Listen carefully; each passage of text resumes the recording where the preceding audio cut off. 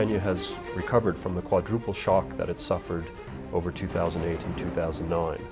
The post-election violence, the price hike in food and fuel internationally, the drought, and then of course the global financial crisis. You can see that in 2007 the economy was performing well above its potential. Then the crisis hits and basically we see a gap between where the economy could be performing and where it is actually performing. Remember, in our Vision 2030, we need to be growing at least 10% per year to be able to reach our vision objectives in 2030. Over the last year, we have seen both agriculture and industry recover. That explains Kenya's short-term growth. Over the longer term, we believe there are 5 reasons that Kenya is now at a tipping point in terms of economic growth. First, we have a new constitution, which is addressing some of the governance issues that have constrained growth in the past. Second, Kenya has had strong macroeconomic management since 2003. Third, the government has invested well in both the road and energy sectors. Fourth, East African integration is continuing apace, providing many opportunities for Kenyan businesses. And fifth, we have seen a revolution in the information and communications technology industries, which have vastly expanded access to those technologies to the Kenyan population. We expect to see growth coming to 5%, but it could be more than that. But we just want to be conservative.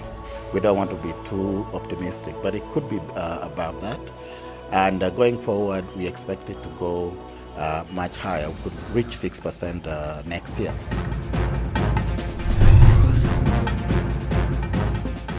According to the World Bank report, ICT has been one of the main drivers of Kenya's economic growth over the last decade.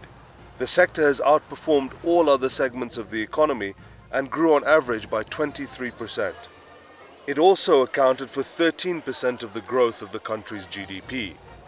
The contribution of IT in terms of productivity in this country is so enormous.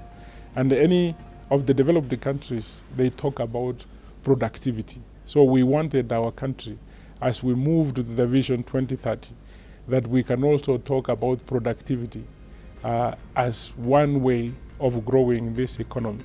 And this is one sector where it's contributed to a lot of employment.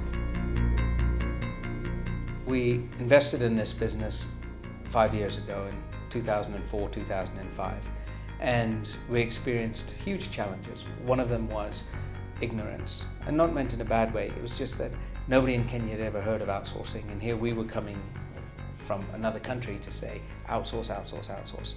But what that meant was that the regulations, the cost of technology, the availability of technology, the availability of expertise, and so on, just weren't here.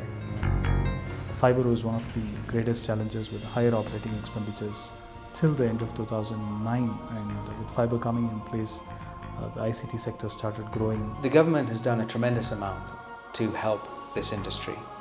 It's helped with the fiber, it's putting through new laws that are going through the Constitution around cybercrime and data security. It has advocated using the funds that were available to it, that Kenya is a destination for investments in ICT. The remarkable growth in the ICT sector has profiled the country globally by being one of the fastest countries in adoption and usage of innovative technologies, including the mobile phone and internet. However, the most innovative use of mobile phones in Kenya is mobile money, a homegrown innovation that is increasingly transforming lives of Kenyans. Mobile money means everything to the economy because this is money that was stored in mattresses that is coming to mainstream banking. Kenya is a particular country, not only in Africa, but in the whole world, where mobile commerce has really transformed people's life by allowing them to become part of today's banking world from their hands, which is their mobile phones. Hii kazi nimefanya miaka miwili, lakini kazi yetu tunasaidia kunaenda huko tunachukua mali yenyewe, alafu baadaye unakuja unafanya kazi naye, ukipata pesa unaenda pale kwa M-Pesa unatumia mwenyewe. Huwezi enda kutumia fare, unatoka hapa naenda pale kwa M-Pesa, alafu unarudi kazini unaendelea na kazi.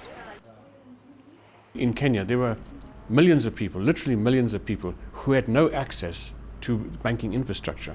You know, the banks had withdrawn from the rural areas, so there were many people out there who were dealing with money but had no way of dealing with it securely and safely. It was not very easy to get to license M-Pesa. Of course, anything new is resisted.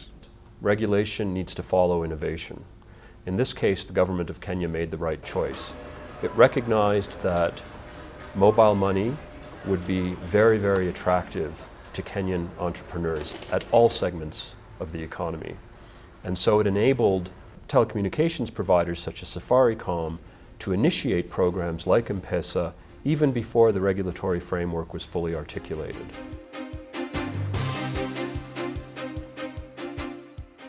I believe strongly that Kenya is poised to be the next ICT hub, because what we are seeing, especially with our young segment of the population, there is a lot of innovation going on, and some of them have already matured.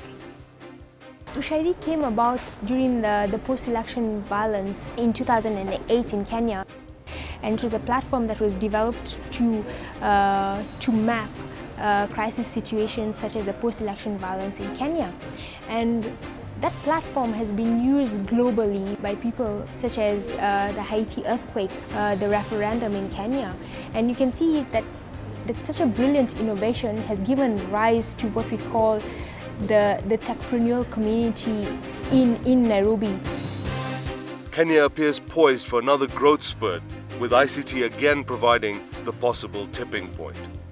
In this new world where you have soon 7 billion people, which are increasingly educated, which have access to communication, there's so many solutions you can develop that you could even think about yet. This is what has happened in the ICT sector in Kenya, and I hope this sector can show the way for many others in this country. We are all set for a takeoff. And for us, we are very happy about this, that we have come this far, learning our lessons and looking into the future, and we see that the future has a lot of potential.